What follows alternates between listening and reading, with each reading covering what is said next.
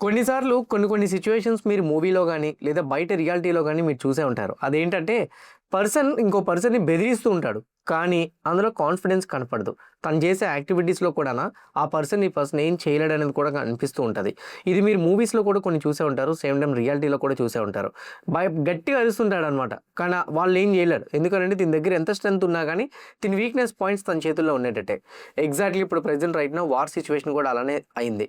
Trump అయితే మాత్రం present right now aggressive statements like అతని యొక్క సోషల్ మీడియా అకౌంట్ ఉందిగా ట్రూత్ అందులో చేస్తున్నారు. And present right now interviews జరుగుతునేటప్పుడు లేకపోతే ఎవరైనా మీడియా వాళ్ళు అడుగుతునేటప్పుడు స్టేట్మెంట్స్ కూడా అలానే ఉన్నాయి. కానీ చేసే యాక్టివిటీస్ ఏవైతే ఉన్నాయో దానికి అనుకూలంగా అయితే మాత్రం లేవు. ఎందుకంటున్నానంటే జస్ట్ నేను ఇప్పుడు రికార్డింగ్ స్టార్ట్ చేసే ఫ్యూ హార్స్ బ్యాక్ ఇరానియన్ యొక్క ఆయిల్స్ ఏవైతే ఉన్నాయో స్ట్రైట్ ఆఫ్ హార్మోస్ క్రాస్ అవ్వకుండా వాటన్నిటిని కూడా సీజ్ చేశారు. ఐ మీన్ వాటన్నిటిని కూడా ఈజ్ చేశారు. అండ్ అంతేకాదు ఇరానియన్ ఆయిల్స్‌ని ఒకప్పుడు ఎవరు కొనకూడదని శాంక్షన్స్‌ని కూడా విధించారు. ఇప్పుడు రైట్ నౌ ఆ శాంక్షన్స్‌ని కూడా లిఫ్ట్ చేశారు. నువ్వు నిజంగానే ఆ కంట్రీని ఇంపాక్ట్ చేసేలాగా ఎకానమిక్ పరంగా ఇంపాక్ట్ చేసేలా చేయాలని అనుకుంటే మాత్రం డెఫినిట్‌గా నువ్వు వచ్చేసరికి ఆ కంట్రీలో ఎకానమీని డిస్ట్రాయ్ చేయడానికి ట్రై చేస్తూ ఉంటావు. ఇప్పుడు రైట్ నౌ ఆ కంట్రీలో ఉన్న ఆయిల్ వెజల్స్ ఏవైతే ఉన్నాయో వాటన్నిటిని సప్లై చేసుకోవడానికి నువ్వు 30 డేస్ శాంక్షన్స్‌ని లిఫ్ట్ చేసావు. అండ్ రీసెంట్‌గా రష్యాని కూడా అంతం చేస్తానని చెప్పిన నువ్వే ఇప్పుడు ప్రెజెంట్ రైట్ నౌ రష్యా దగ్గర నుంచి ఆయిల్ నెక్స్ట్ ఏప్రిల్ 12th వరకు ఎవరైనా కొనుక్కోండి అని చెప్పేసి యాక్సెస్ కూడా ఇచ్చావు. అండ్ దీన్ని బట్టి ఏమర్థమవుతుంది, నువ్వు స్లోగా భయపడడం మొదలు పెడుతున్నావు అని అర్థం. అది ఆల్రెడీ అర్థమైపోతుంది. మార్కెట్స్కి ఇది క్లారిటీ వచ్చేసరికి చాలా హ్యూజ్ వేలో పాజిటివ్ సైడ్ మొమెంటం కూడా కనపడుతుంది. అయితే మండే గ్యాప్ అప్ చూస్తామా అని మీరు అనొచ్చు. As of now gift Nifty అయితే 200 పాయింట్లు గ్యాప్ డౌన్ చూపెడుతుంది. కానీ ఒక అప్డేట్ అయితే మాత్రం ఉంది. ఆ అప్డేట్ ఏంటంటే ఇప్పుడు ప్రెజెంట్ రైట్ నౌ నిన్న ఫ్రైడే క్లోజ్ అయిన టైంకి అది గిఫ్ట్ నిఫ్టీ నెగిటివ్. కానీ ఈ అప్డేట్ అనేది 4 hours బ్యాక్ వచ్చింది. ఇది ఎంతవరకు మార్కెట్ని మండే ఇంపాక్ట్ చేయొచ్చు. ఒకవేళ గ్యాప్ అప్ ఓపెన్ అయితే సో ఆ గ్యాప్ అప్ సస్టైన్ అవుతుంది అవదా? ఈ వీక్ మార్కెట్ని డిస్టర్బ్ చేసే ఈవెంట్స్ ఏమైనా ఉన్నాయా? సేమ్ టైం వార్ పరంగా అయితే మాత్రం అటాక్స్ని కంటిన్యూ చేసుకుంటామని చెప్తున్నారు. ఇంకోటి ఏంటో తెలుసా, ఇప్పుడు రైట్ నౌ చాలా సిగ్నిఫికెంట్గా మారే అవకాశం కూడా ఉంది వార్ అనేది. ఎందుకంటే గ్రౌండ్ లెవెల్ ట్రూప్స్ని అయితే మాత్రం యూఎస్ వాళ్ళు ఇరాన్లోకి ఎంటర్ చేయాలని చూస్తున్నారు. గ్రౌండ్ లెవెల్ ట్రూప్స్ కానీ ఎంటర్ చేస్తే మాత్రం ఈ వార్ అనేది 1 day 2 days ఆగదు. ఓకే, మోస్ట్లీ యూఎస్ఏ దెబ్బతింటుంది. అండ్ ఇంకోటి ఏంటంటే వాళ్ళ ప్లేస్కి వెళ్ళి వాళ్ళు అంతం చేయాలని చూస్తే మాత్రం డెఫినెట్గా చాలా టైం పడుతుంది అది. సో ఈవెన్ ఇయర్స్ పట్టినా ఆశ్చర్యపోవాల్సిన అవసరం లేదు. యూఎస్ వాళ్ళు కూడా వెనిజులా మీద ఇలాంటి టైప్ ఆఫ్ అటాక్స్ని స్ట్రాటజిక్గా మూవ్ చేసాం అనుకున్నారు. కానీ యూఎస్ఏ లాస్ట్కి లొంగిపోవాల్సి వచ్చింది వెనిజులా దగ్గర. ఎందుకంటే పెద్దగా వాళ్ళని అంతం చేయలేకపోయారు. చిన్న దేశాల మీద పెద్ద దేశాలు ఎప్పుడు కూడా వార్ గెలలేదు. అదండి హిస్టరీలో కూడా లేదు. ఇప్పుడు రైట్ నౌ యూఎస్ కూడా అదే చేయడానికి ట్రై చేస్తుంది. So maybe ground level troops attacking చేస్తుంటే ఇంకా స్టాక్ మార్కెట్ ఫర్దర్గా ఇంపాక్ట్ పడుతుందా లేదా ఎలా ఉంటుంది అన్న దాని గురించి కూడా డిస్కస్ చేద్దాం. ఇవన్నీ కూడా నేను ఈ వీక్లీ అనాలిసిస్లో చెప్తాను. వీక్లీ పేరులోనే ఉంది. నెక్స్ట్ 1 week మార్కెట్ అనాలిసిస్ కాబట్టి డెఫినెట్గా మేబీ ఓకే.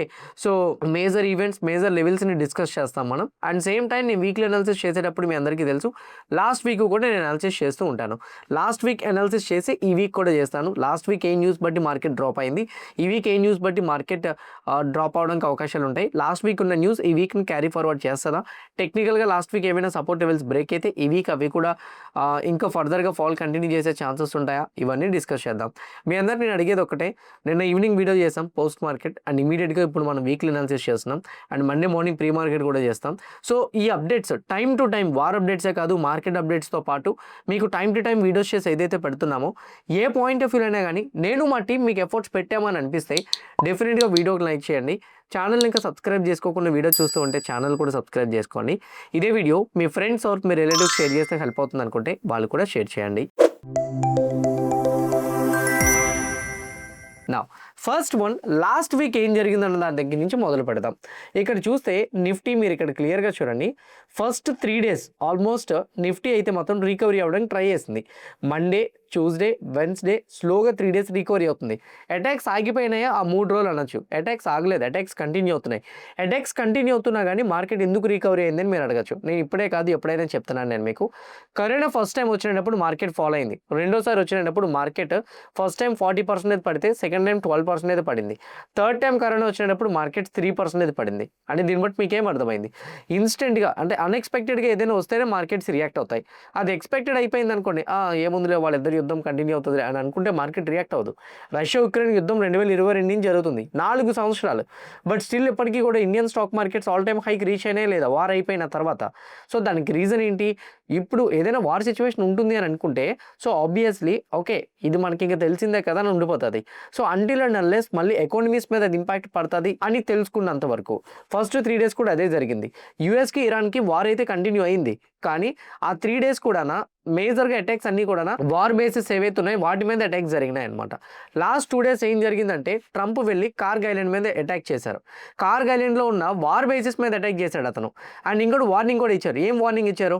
ఈ కార్గ్ ఐలాండ్ మీద నేను ఏదైతే అటాక్ చేశానో అది కేవలం వార్ బేసిస్ మీద చేశాను, అండ్ ఇంకా కానీ ఇరాన్ వాళ్ళు కానీ ఆగకపోతే మాత్రం డెఫినెట్గా నేను ఆయిల్ ఇన్ఫ్రాస్ట్రక్చర్ను కూడా అటాక్ చేస్తానని చెప్పారు. ఏదైతే చిన్న వార్నింగ్ ఇచ్చారో అది ట్రంప్కే మళ్ళీ చుట్టుముట్టింది. ఎందుకంటే ఇరాన్ వాళ్ళు ఏం చేశారు?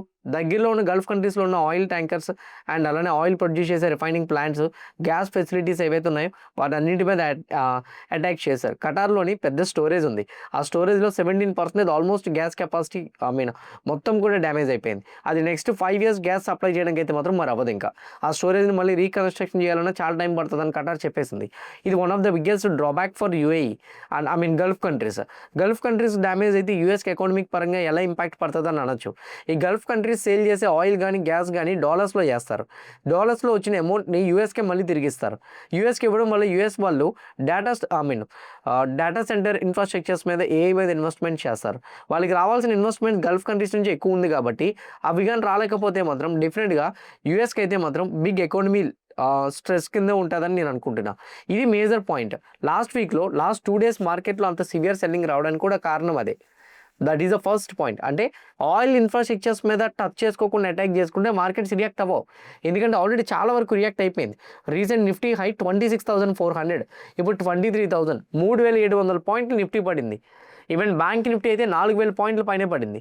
సెన్సెక్స్ 5,000 పాయింట్లు, ఫిన్ నిఫ్టీ 2,800 పాయింట్లు. సో మొత్తం కూడా హెవీగా ఫాలో అవుతూ వస్తున్నాయి కాబట్టి సో డెఫినెట్గా రెండు కంట్రీస్ మీద వార్ కంటిన్యూ అయితే మాత్రం పెద్దగా ఇంపాక్ట్ పడదు. సో దీన్ని బట్టి మీకేం అర్థమైంది? ఫర్దర్ వీక్స్లోని మార్కెట్ ఇంపాక్ట్ పడాలంటే ఆయిల్ ఇన్ఫ్రాస్ట్రక్చర్స్ డ్యామేజ్ అయితేనే మార్కెట్స్ పడతాయి. లేదనుకోండి మార్కెట్స్ యథావిధిగా మేబీ ఇంకా బుల్లిష్ మూవ్ అవడానికి ట్రై చేస్తాయేమో అనేది నా ఫస్ట్ ఒపీనియన్. ఎందుకంటే ఇప్పటికే మనం చాలా హెవీగా రియాక్ట్ అయిపోయాం. RSI 30 దగ్గర ఉంది, విక్స్ 20 అబవ్ ఉంది, స్టిల్ ఇప్పటికీ కూడా 20 దగ్గరలోనే ఉంది. రీసెంట్ డేస్లో చాలా stocks, mid and small cap stocks, large cap stocks చాలా హెవీగా పడినాయి. ఈ యొక్క వార్ ఇంపాక్ట్ అనేది ఫర్దర్గా ఏదైనా ఎసెట్స్ మీద అటాక్స్ జరిగితేనే రియాక్ట్ అవుతాయి. లేదంటే మాత్రం న్యూట్రల్గా మార్కెట్స్ ఉండడానికి ట్రై చేస్తాయి. మొత్తం సెటిల్ అయిపోతే అప్పుడు మార్కెట్స్ ఒక బిగ్ బుల్ మూమెంటం అనేది ఇచ్చింది. సో లాస్ట్ వీక్ పరంగా ఈ వీక్ కంటిన్యూ అవుతుందంటే వన్ అండ్ ఓన్లీ పాయింట్, రెండు దేశాల మధ్య కూడా జరిగే యుద్ధం అనేది ఇన్ఫ్రాస్ట్రక్చర్స్ మీద అటాక్ జరగకుండా ఉంటే చాలు.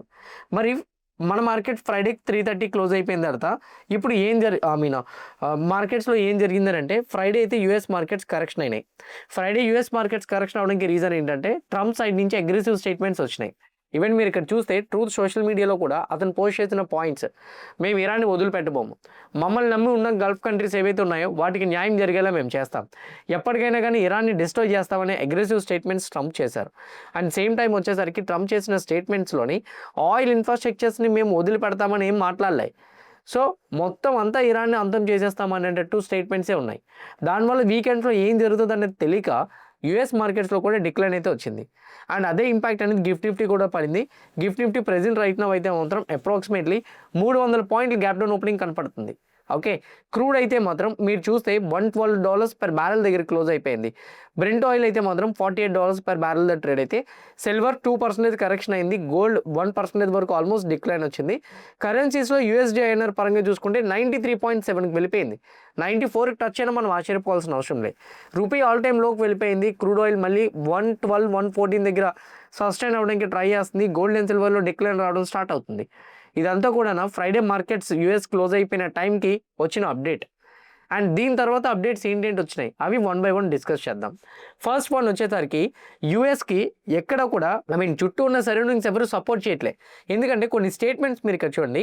ట్రంప్ ఏం చెప్పారంటే, సో అంటే ఈరోజు మార్నింగ్ 7:15కి వచ్చిన న్యూస్ ఇది, నేనైతే సీజ్ ఫైర్ కోరుకోవట్లేదు, అనుకుంటే సీజ్ ఫైర్ అయిపోతుంది, కానీ నాకు సీజ్ ఫైర్ వద్దు. ఎందుకు వద్దు? బికాస్ ఇరాన్ దగ్గర ఇరాన్ మమ్మల్ని డిస్ట్రాయ్ చేస్తుందనో, గల్ఫ్ కంట్రీస్ని డిస్ట్రాయ్ చేస్తుందనో భయం లేదు. ఇరాన్ దగ్గర major weapons, major drones, major missiles అన్నీ కూడా ఆల్రెడీ మేము డిస్ట్రాయ్ చేసేసాం. ఇంకా ఇరాన్ని డిస్ట్రాయ్ చేయడానికి, ఇరాన్ దగ్గర నుంచి మమ్మల్ని డిస్ట్రాయ్ చేయడానికి ఇరాన్ దగ్గర ఏం లేదు. అలాంటప్పుడు మేము ఎందుకు ఈ టైంలో సీజ్ ఫైర్ అనౌన్స్ చేయాలి? ఆ ఉన్న 20% 30% ఏదైతుందో దాన్ని కూడా డ్యామేజ్ చేస్తే అయిపోద్ది కదా అని ట్రంప్ అయితే మాత్రం స్టేట్మెంట్స్ చేస్తున్నారు. ఇలా స్టేట్మెంట్స్ చేస్తుంటే యూఎస్ ఓకే చాలా స్ట్రాంగ్గా ఉంది, ఇంక ఇరాన్ వదిలిపెట్టదేమో అని మనం అనుకుంటాం. కానీ యూఎస్కి ఏం జరుగుతుంది? అదే టైంలో ట్రంప్ కూడా చెప్పారు, చైనా, జపాన్ లాంటి పెద్ద పెద్ద డెవలప్డ్ కంట్రీస్ ఏవైతే ఉన్నాయో వాళ్ళకి ఆయిల్ అవసరం ఉంది, వాళ్ళు ఈ వార్లో కంట్రిబ్యూట్ చేయాలి, కానీ వాళ్ళు చేయట్లే. యూకే గురించి మేము చాలా అన్ఎక్స్పెక్ట్ చేసాం. ఎందుకంటే మేము యూకే గురించి చాలా ఎక్స్పెక్ట్ చేసాం. ఎందుకంటే యూకే వస్తుంది అనుకున్నాం వార్లోకి, బట్ రాలే.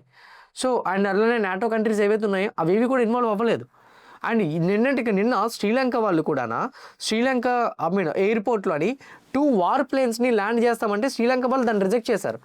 ఇప్పుడున్న సిచ్యువేషన్లోని మేము మిడిల్ ఈస్ట్ కంట్రీ వార్స్లోనైతే మాత్రం ఇన్వాల్వ్ అవ్వాలనుకోవట్లే, మేము న్యూట్రల్గా ఉండాలనుకుంటున్నామని చెప్పి శ్రీలంక ప్రెసిడెంటే డిసనాయక్ అనే పర్సన్ అయితే మాత్రం స్టేట్మెంట్స్ తానే డైరెక్ట్గా చేశారు.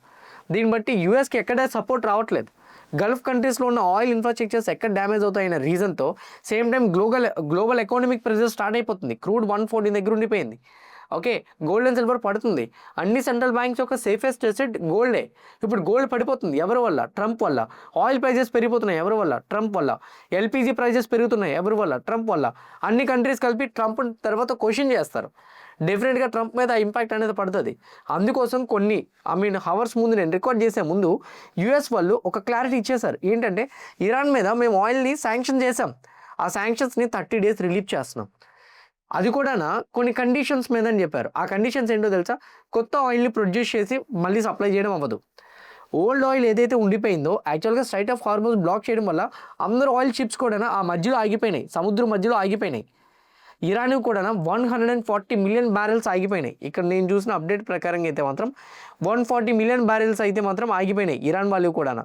సో ఆల్మోస్ట్ ఇరాన్ వాళ్ళు ఏదైతే 140 million barrels సప్లై అనేది ఆగిపోయిందో దాన్ని సేల్ చేసుకోమని చెప్పారు. ఈ సేల్ చేసుకోమంటే ఎవరికి సేల్ చేస్తారు? చైనా వాళ్ళకి కొంత సేల్ చేస్తారు. అది కరెక్టే, ఆల్రెడీ చైనాకి డిస్కౌంట్లోనే ఇస్తుంది, అది కంటిన్యూ అయిపోతుంది. మిగతా ఆయిల్ అనేది ఏ కంట్రీస్ సేల్ చేసుకోవాలనేది వాళ్ళ ఇష్టం. ఓకే, నా ఏ కంట్రీస్ సేల్ చేసుకుందాం అనుకుంటున్నారు అనేది వాళ్ళ ఇష్టం. అనుకునేటప్పుడు ఆబ్వియస్లీ ఏషియన్ కంట్రీస్కి ఇప్పుడు రైట్ నా చాలా రిక్వైర్మెంట్ ఉంది. చైనా కొంత వెళ్తునేటప్పుడు ఆల్రెడీ మన మోడీ గారు అయితే మాత్రం ఇరాన్ ప్రెసిడెంట్ తోటి, ఇరాన్ యొక్క ఫారెన్ మినిస్టర్స్ తోటి, డిఫెన్స్ మినిస్టర్స్తో ఆల్రెడీ కాంటాక్ట్లో ఉన్నారు. సో మేబీ ఒకవేళ ఆయిల్స్ ట్యాంకర్స్ ఏవైతే ఉన్నాయో అవి ఇండియా కూడా రావడానికి ట్రై చేయడం కోసం ఇండియా వాళ్ళు కూడా మోస్ట్లీ ఫోకస్ చేస్తున్నారని అప్డేట్ కూడా ఉంది. అండ్ మోర్ ఓవర్ ఇక్కడ ఇంకోటి కూడా ఉంది, ఇరాన్ ఆయిల్ని ఏ కరెన్సీలో కొనాలి అది ఇంకా మాకు రాలేదు. వాషింగ్టన్ నుంచి ఏమైనా రిపోర్ట్స్ కానీ మాకు వస్తే, ఏదైనా మెసేజ్ కానీ వస్తే దాన్ని బట్టి ఏ కరెన్సీలో కొనాలనేది మేము డిసైడ్ అవ్వగలుగుతాం. అండ్ సెకండ్ వన్ వచ్చేసరికి ఏమైనా రిస్ట్రిక్షన్స్ ఇంకేమైనా పెట్టారా, ఓన్లీ చైనాకే వాళ్ళు అమ్మాలని ఉందా, లేకపోతే ఇంకేదైనా ఉందా అని అనేది క్లారిటీ కావాలి. ఈ క్లారిటీ కానీ కరెక్ట్గా కానీ మాకు ప్రాపర్గా వస్తే డెఫినెట్గా మేము ఇండియా సైడ్ నుంచి అయితే మాత్రం ఇరాన్ దగ్గర నుంచి రిలీజ్ చేసిన 140 million barrels ఏవైతే ఉన్నాయో వాటిలో కొంతైనా కానీ మేము కొనుక్కోవడానికి ప్రయత్నిస్తామని ఇండియా వాళ్ళు అయితే మాత్రం ఆన్సర్ చేశారు. అంటే దీన్ని బట్టి యూఎస్ భయపడింది అనుకుంటామా, భయపడలేదు అనుకుంటామా? మనం ఇప్పటికీ కూడా నేను యుఎస్ ఇజ్రాయెల్ వార్ ఏంటి అనే సిచ్యువేషన్ నేను టైప్ చేసి చూస్తుంటే, అంటే గూగుల్లో నార్మల్గా నేను టైప్ చేసి చూస్తుంటే మిడిల్ ఈస్ట్లోని గ్రౌండ్ లెవెల్ అటాక్స్ ఉంటాయని చెప్పేసి అప్డేట్స్ ఉన్నాయి. ఓకే, గ్రౌండ్ లెవెల్ అప్డేట్స్ అంటే గ్రౌండ్ లెవెల్ అటాక్స్, ఈ వార్ అప్డేట్స్ పరంగా నేను చెక్ చేసుకుంటే గ్రౌండ్ లెవెల్ ట్రూప్స్ని ఇరాన్లోకి డిప్లాయ్ చేయడానికి ట్రంప్ ట్రై చేస్తున్నారని చెప్పేసి. సో గ్రౌండ్ లెవెల్లో ట్రూప్స్ని రిలీజ్ చేసినా కానీ ఇరాన్ని ఏం చేయలేరని చెప్పేసి చాలా వరకు అయితే మాత్రం చాలా సోషల్ మీడియా స్టేట్మెంట్స్ ఉన్నాయి సోషల్ మీడియాలో. అయితే ఇప్పుడు రైట్ నౌ ఆయిల్ ఇన్ఫ్రాస్ట్రక్చర్స్ని టచ్ చేయనని ట్రంప్ చెప్పింది ఏదైతే ఉందో యాజ్ ఆఫ్ నౌ అది రియల్ అవుతుంది. 3 days back US treasury secretary Scott Besant గారు అదే చెప్పారు. ఏంటి ఇరాన్ మీద మోస్ట్లీ శాంక్షన్స్ విధించినవి లిఫ్ట్ చేద్దాం అనుకుంటున్నామని. మనకి ఇంకేం చేయలేకపోతున్నాం, ఏం తోచలేకపోతున్నాం అని అనుకునేటప్పుడు ఇట్లాంటి సిచ్యువేషన్స్ కనపడతాయి. రైట్ నౌ యుఎస్ ఏదైతే ఇరాన్ మీద రూల్స్ని ఈజ్ చేసిందో మోస్ట్లీ యుఎస్ ఈ వార్ ఓడిపోతుంది అనే సిచ్యువేషన్ ఆల్రెడీ అర్థమవుతుంది. ఇది మార్కెట్స్కి మండే పాజిటివ్గా రియాక్ట్ అవ్వడానికి అవకాశాలు ఉంటాయి. నేను ఇప్పుడు రికార్డ్ చేస్తున్న టైం ఆల్మోస్ట్ 5:30. ఇప్పటికైతే మాత్రం ఆ న్యూస్ అప్డేట్స్ పాజిటివ్. కానీ ఆ తర్వాత మేబీ మండే మార్నింగ్ ఏదైనా న్యూస్ అప్డేట్స్ వస్తే మాత్రం నెగిటివ్గా మారచ్చు. అది నేను మండే మార్నింగ్ చెప్తాను, don't worry about it. Okay, as of now ఇప్పటివరకు ఉన్న న్యూస్ అప్డేట్స్ ప్రకారం అయితే ఇరాన్ యొక్క ఆయిల్స్ని ఏదైతే శాంక్షన్స్ని లిఫ్ట్ చేశారో అది పాజిటివ్గా తీసుకోవచ్చు. అది ఇంకోటి ఏంటి అంటే ఇండియా కూడా ఇరాన్ వాళ్ళు ఇంకో అప్డేట్ కూడా నేను చూశాను. ఇండియా కూడా 2 షిప్స్ ఓకే మిడిల్ ఈస్ట్ నుంచి ఇంకో 2 షిప్స్ అయితే మాత్రం ఇండియాకి రావడానికి రెడీ అవుతున్నాయని కూడా అప్డేట్ ఇస్తున్నారు. మనకి ప్రెజెంట్ రైట్ నో ఆయిల్ కన్నా మేజర్గా కన్సర్న్ అయ్యే ఎల్పిజి. మీరు చూస్తే బయట ఇప్పుడు రైట్ నో కమర్షియల్ గ్యాసెస్ మీద చాలా బిగ్ ఇంపాక్ట్ పడుతుంది. ఈ ఎల్పిజి అనేది మోస్ట్లీ ఇండియాకి సప్లై అవ్వడం కోసం ఆగిపోయిన వెజల్స్ ఏవైతే ఉన్నాయో లైక్ షిప్స్ ఏవైతే ఉన్నాయో వాటిని పంపిస్తే చాలు. ఆల్రెడీ దుబాయ్ నుంచి ఖటార్ నుంచి స్టార్ట్ అవుతున్నాయని అప్డేట్స్ వస్తున్నాయి. ఒకవేళ కానీ 2 వెజల్స్ కానీ ఇండియా కంటిన్యూ అయితే స్లోగా మనం పాజిటివ్గా తీసుకోవచ్చు. ఎందుకంటే క్రైసిస్ స్లోగా తగ్గడానికి అవకాశాలు ఎక్కువగా ఉంటాయి. ఇది ఒక పక్క కూడా పాజిటివే. సో మార్కెట్స్కి కొన్ని పాజిటివ్స్ టర్న్ అవుతున్నాయి. వార్ సిచ్యువేషన్స్ మండే మార్నింగ్కి ఎక్కడ కూడా ఆయిల్ ఇన్ఫ్రాస్ట్రక్చర్స్ డ్యామేజెస్ లేకుండా కానీ అటాక్స్ కానీ చేసుకుంటే మాత్రం ఇండియా మీద పెద్దగా ఇంపాక్ట్ ఉండదు అనేది నా ఒపీనియన్. ఇంకోటి ఏంటంటే లాంగ్ టర్మ్కి మార్కెట్స్ రికవరీ అవుతాయి లేదా అనేది మాత్రం ఇది షార్ట్ టర్మ్ చెప్తున్నాను. ఎకానమిక్ పరంగా ఇంపాక్ట్ ఉండదు short term. Long term market recovery అవ్వాలంటే మాత్రం ఒకటి గుర్తుపెట్టుకోండి, పొజిషనల్గా మార్కెట్ రికవరీ అవ్వాలంటే వీక్లీ అనాలిసిస్ పరంగా చెప్తున్నాను నేను మీకు. ఓకే, క్రూడ్ ఆయిల్ అయితే మాత్రం ప్రెజెంట్ రైట్ నో 114 ఉంది, 114 ఉన్న 112 ఉంది అండ్ ఇది 100 బిలోకి రావాలి. ఫస్ట్ పాయింట్ మార్కెట్ పొజిషనల్గా రికవరీ రావాలంటే 100 బిలోకి రావాలి క్రూడ్ ఆయిల్. సెకండ్ వన్ వచ్చేసరికి రూపీ అనేది యాజ్ ఆఫ్ నౌ 93.7 ఉంది. ఈ రూపీ అనేది 90కి 88కి నార్మల్ పొజిషన్స్కి వచ్చేయాలి. Okay, and third one FIIs selling అనేది కొంచెం తగ్గాలి. And these are the points ఇంకా మనం మార్కెట్లో ట్రాక్ చేసుకోవాల్సింది. నా ఈ వీక్ మార్కెట్ ఎలా ఉండొచ్చు, మండే అయితే ఇప్పుడున్న అప్డేట్ బట్టి పాజిటివ్ కిక్ స్టార్ట్ ఇవ్వడానికి ఛాన్స్ ఉంది. First one until and unless A oil infrastructures మీద అటాక్ జరగకుండా ఉంటే. ఒకవేళ అలా లేదనుకోండి మండే ఇప్పుడు కనబడుతున్న 300 పాయింట్స్ గ్యాప్ డౌన్ ఇప్పుడు ఏదైతే ఉందో అదే ఓపెన్ అవుతుంది. ఓకే, ఇరాన్కి శాంక్షన్స్ని లిఫ్ట్ చేశారు కాబట్టి అది పాజిటివ్గా మారుతుంది. ఎందుకంటే స్లోగా యూఎస్ వాళ్ళు రూల్స్ని అండ్ అలానే రెగ్యులేషన్స్ని ఈజ్ చేస్తున్నారు కాబట్టి అంటే తగ్గిస్తున్నారు. అది పాజిటివ్గానే మార్కెట్ మారే అవకాశాలు ఉంటాయి. అంటిల్ అండ్ అన్లెస్ మళ్ళీ చెప్తున్నా ఆయిల్ ఇన్ఫ్రాస్ట్రక్చర్స్ డ్యామేజ్ అవ్వనంత వరకు. ఒకవేళ మార్కెట్స్ రికవరీ అయితే టెక్నికల్గా ఎంతవరకు రికవరీ అవకాశం ఉంది. సో నా పాయింట్ ఆఫ్ వ్యూలో మండే పాజిటివ్ స్టార్ట్ వచ్చినా కానీ నేను 1 వీక్ టైం ఫ్రేమ్కి షిఫ్ట్ చేస్తాను. Last week doji candle form అయింది. ఓకే, అండ్ ఆ డోజీ క్యాండిల్ యొక్క లో నేను మార్క్ చేస్తున్నా 22,935. ఎనీథింగ్ ఈ 22,935 బ్రేక్ అయితే లాస్ట్ వీక్ యొక్క ఫాల్ ఏదైతే ఉందో అది ఈ వీక్ కూడా కంటిన్యూ అవ్వడానికి ఛాన్స్ ఉంటుంది. టెక్నికల్గా అర్థం చేసుకోవాలనుకున్న వాళ్ళు అలా అర్థం చేసుకోండి. నా ఇంకా ఫర్దర్గా రికవరీ అవుతుంటే అది పాజిటివ్ సెట్ టర్న్ అవుతుందని మీరు ఎట్లా తీసుకోవచ్చు అని అనుకుంటే జస్ట్ ఏం లేదండి. సో లాస్ట్ వీక్ హైకి లోకి మార్క్ చేయండి.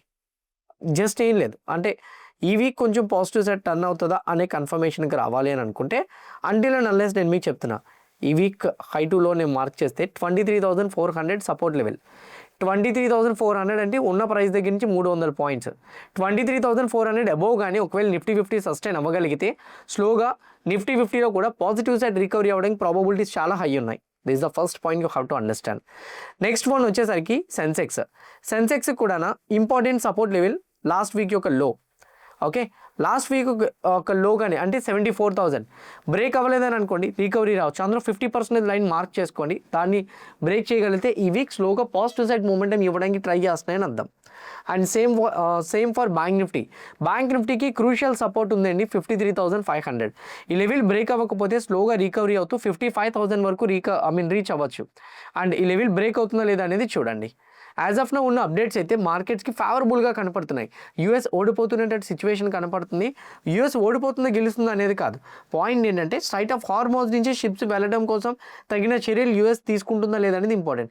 ఇరాన్ మీద విధించే శాంక్షన్స్ ఏదైతే అది లిఫ్ట్ చేశారో ఇరాన్ వాళ్ళు కానీ స్ట్రైట్ ఆఫ్ హార్మోజ్ నుంచి షిప్స్ని కంటిన్యూ చేయడానికి కానీ ఛాన్స్ ఇస్తే మాత్రం కొంచెం పాజిటివ్గానే మార్కెట్కి ఎక్స్పెక్ట్ చేయొచ్చు. పొజిషనల్గా వేరు, షార్ట్ టర్మ్ వేరు. నెక్స్ట్ వీక్కి పాజిటివ్, కానీ పొజిషనల్ అంటే క్రూడ్ ఆయిల్ సస్టైన్ అవ్వాలి, ఎఫ్ఐఎస్ బయింగ్ సెట్ టర్న్ అవ్వాలి, రూపీ స్టాండర్డ్ అవ్వాలి, అప్పుడు మీరు పొజిషనల్గా మార్కెట్లో రికవరీ ఎక్స్పెక్ట్ చేయొచ్చు. సో కేవలం మనం టెక్నికల్గా మాట్లాడుతున్నాం. అండ్ ఈ వీక్ మార్కెట్ని ఇన్ఫ్లుయెన్స్ చేసే అప్డేట్స్ ఏమైనా ఉన్నాయనంటే Monday Bank of Japan monetary policy meetings ఉంది. And Wednesday Bank of Japan monetary policy ఉంది. ట్యూస్డే మండే అంతగా ఏమి లేవు. అండ్ థర్స్డే వచ్చేసరికి యూఎస్ జాబ్లెస్ క్లెయిమ్స్ డేటా కూడా ఉంది. European Central Bank council meeting కూడా ఉంది థర్స్డే. ఫ్రైడే వచ్చేసరికి ఫారెక్స్ రిజర్వ్స్ డేటా రాబోతుంది. నెంబర్స్ చూసుకుంటే పెద్దగా మ్యాక్రో ఎకనామిక్స్ పరంగా ఏం లేవు. సో టెక్నికల్గా అయితే మాత్రం ఇదే ఉంది. గోల్డ్ అండ్ సిల్వర్ పరంగా అంటారా, రూపాయి అనేది ఇంకా ఆల్ టైమ్లోకి వెళ్తుంటే మాత్రం డెఫినెట్గా అది గోల్డ్ అండ్ సిల్వర్ని హెవీగా డ్రాగ్ చేయొచ్చు. రీసెంట్గా ఫెడ్ కూడా రేట్ కట్ చేయడానికి క్లారిటీ ఇచ్చేసరికి గోల్డ్ అండ్ సిల్వర్లో సెల్ ఆఫ్ కనపడుతుంది. అండ్ రేట్ కట్స్ ఇంకా ఫర్దర్గా నెక్స్ట్ ఇంకో 6 months to 7 months వరకు ఉండదు అనేటట్టు అతను క్లారిటీ ఇవ్వబట్టి, అండ్ గోల్డ్ అండ్ సిల్వర్లో టెక్నికల్గా చూసుకున్నా లేదా ఫండమెంటల్గా చూసుకున్నా కొంచెం డిక్లైనే కనపడుతుంది. గోల్డ్ అండ్ సిల్వర్లో మీరు యాక్టివ్గా ట్రేడ్ చేయాలంటే మన ఎంసెక్స్ కాకుండా నేను మీకు కింద కామెంట్ బాక్స్లో లింక్ ఇస్తున్నా, okay, delta exchange referral link. ఆ లింక్ క్లిక్ చేసి అకౌంట్ ఓపెన్ చేసుకోండి. డెఫినెట్గా మీకైతే మాత్రం హెల్ప్ అవుతుంది. క్లియర్ కట్గా నేను చెప్పిన అనాలిసిస్, వీక్లీ అనాలిసిస్ది ఇప్పటివరకు నేను కవర్ చేసిన న్యూస్ అప్డేట్స్ అయితే మీకు హెల్ప్ అయినాయి అనుకుంటున్నా. ఎవ్రీథింగ్ హెల్ప్ అయింది అనుకుంటే మాత్రం డెఫినెట్గా వీడియోని లైక్ చేయండి. ఛానల్ ఇంకా సబ్స్క్రైబ్ చేసుకోకుండా వీడియో చూస్తూ ఉంటే ఛానల్ కూడా సబ్స్క్రైబ్ చేసుకోండి. ఇదే వీడియో మీ ఫ్రెండ్స్ ఆర్ మీ రిలేటివ్ షేర్ చేస్తే హెల్ప్ అవుతుంది అనుకుంటే వాళ్ళు కూడా షేర్ చేయండి. See you all Monday morning at 8 AM in pre-market analysis. Happy weekend everyone. Bye bye.